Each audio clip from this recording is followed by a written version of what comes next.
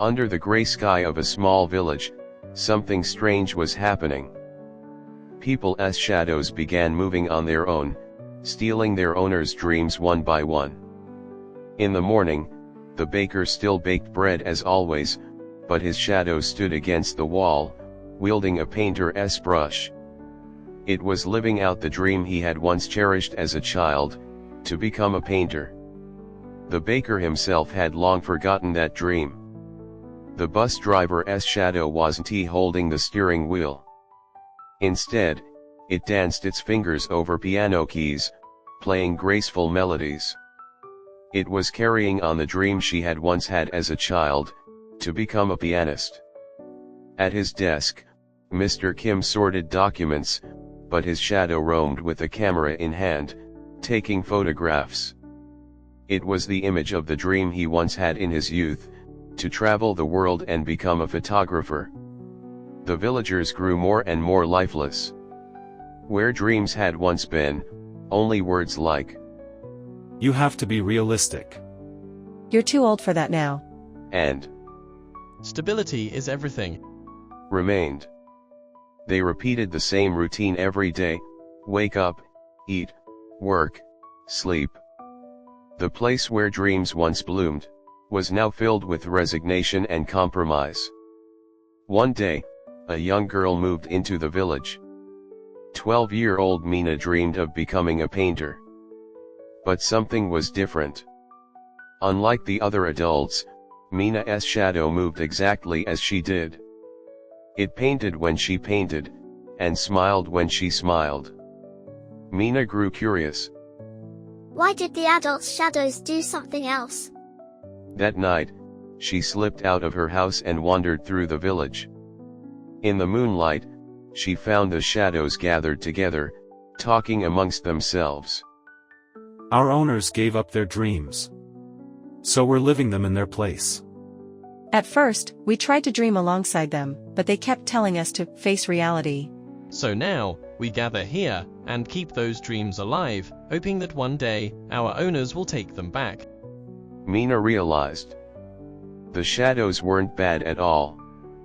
They were the guardians of the dreams their owners had abandoned. The next day, Mina approached the baker. Sir, do you like painting? The baker looked startled. Painting? I just bake bread. Your shadow is painting on the wall right now. The baker turned and looked. Sure enough, his shadow was holding a brush, painting. At that moment, a long-buried memory stirred deep in his heart. That's right. I once wanted to be a painter. As soon as he said it, his shadow began moving in perfect sync with him. Without realizing it, the baker's flour-dusted fingers were sketching in the air. Mina went to the other adults too. To the bus driver, she said. You used to love playing the piano, right? To Mr. Kim. Do you like taking photos? The village began to change. The baker started decorating his bread with beautiful designs. Customers marveled not just at the taste, but the beauty of his creations. The bus driver hummed and tapped rhythms as she drove, and on weekends, she began taking piano lessons at the local community center. Mr. Kim started photographing cityscapes from his office window during lunch. His colleagues saw his pictures and discovered beautiful moments they had overlooked in daily life. The villagers learned something important. They didn't have to give up their dreams, and they didn't have to give up reality either.